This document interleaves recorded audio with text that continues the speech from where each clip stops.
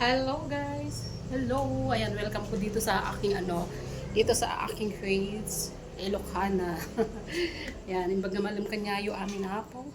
So, natuyak ka. Dito ako sa tatagalogin ko na lang para maintindihan ng iba kong viewers yung aking sasabihin.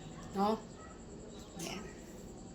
Welcome po dito sa aking Ilocana na faith. So, andito ako ngayon guys, kung saan ito yung aking pinapagawang bahay.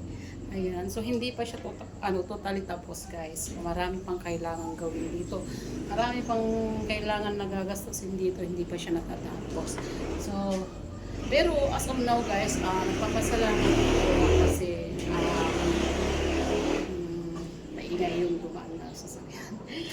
Nagpapasalamat ako kasi meron na siyang bubungan. Ayan, may bubong na siya. Ayan, ipapakita ko sa inyo. May bubungan na itong bahay ko. Ayan guys, meron na siyang bubungan. Meron na rin siyang sa labas niya, sa may gilid, yung ano ba tawag doon? Ano ba tawag doon? Bubida ba niya sa gilid? Ayan, so may bubungan na siya guys. Dahil tag-ulan na at pag umulan, ay pwede na kami ditong tumira o similong. So as of now, hindi pa siya tapos. Wala pa siyang mga pintuan, bintana. Pero mayroon na rin nakahanda dito na ayan, yung para sa mga pintuan. Ilalagay sa mga gilid-gilid yan. Kanyang mga hamba. Ayan. Pero yung mga pintuan talaga guys, as in, wala pa. Hindi pa kami nakakabili kasi naubos ng budget. Nagkulang yung budget at wala nang maibili si tita. Ayan, kasi dito ako maasa nga. Maasa ako sa Facebook. So, Katas Facebook ang bahay na ito ay Katas Facebook kung saan yung kinikita ni Tita or ni Lady Lynn Barroso ako ay ito po yung kabuuan ng kita ko guys sa pagiging isang content creator ko. So, ito po siya. Yan, bali lang siya guys, hindi siya may second floor o wala. Lang siya, first floor lang siya, pero mataas yung kanyang bubungan.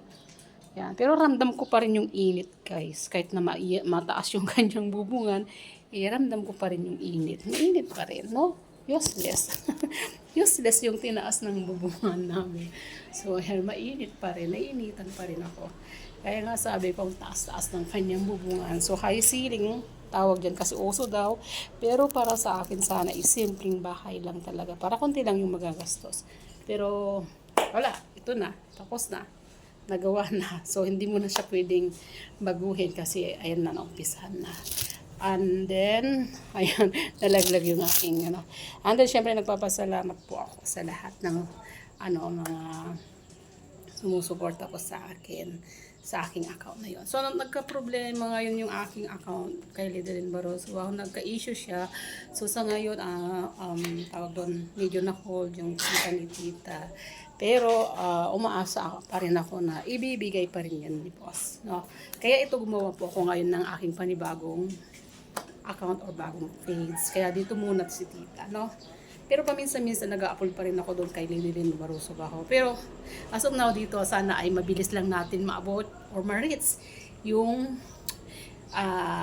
requirements ni Boss M, no? Na sana ay mabilis din ang pag-invite sa akin dito. So yun lang guys, ang update muna dito sa aking bahay.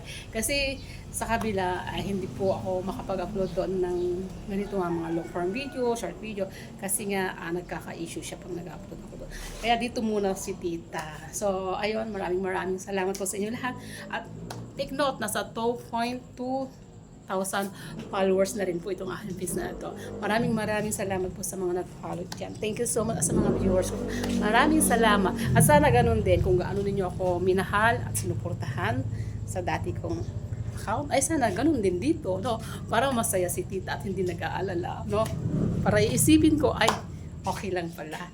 Kahit na may bago akong page, kaya pa rin pala na abutin ang katulad ng naabot ni tita sa aking main profile. So, maraming salamat po sa inyo lahat. Thank you so much. So, napahaba-haba ko na ang aking vlog na ito or aking content na ito. Masyado nang mahaba. At saka, syempre,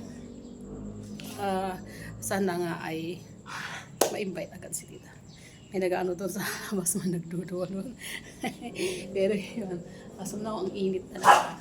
Oh, yung aso, mainit. Marami kaming aso, marami kaming pusa. Oh, di ba? Kaya pag nagbablog ako, ginagawa ko na lang, linalagyan ko na lang siya ng music para hindi marinig yung mga takot ng mga aso, mga meow-meow. Kasi marami kaming alaga dito talaga. Kalat. Nagkalat yung mga alaga namin. Marami. Ayan. Kaya maririnig mo ay mga ingay ng mga, kung ano-anong mga ingay. Kaya madalas kong ginagamit, ay minsan gumagamit ako ng music lockdown. O, diba? So, ganoon lang po guys. Maraming salamat po sa inyong lahat. And thank you. Kung tinapos mo po itong aking video na ito, maraming salamat. Kung nag-share ka naman, thank you so much. So, nandito na lang guys. Thank you.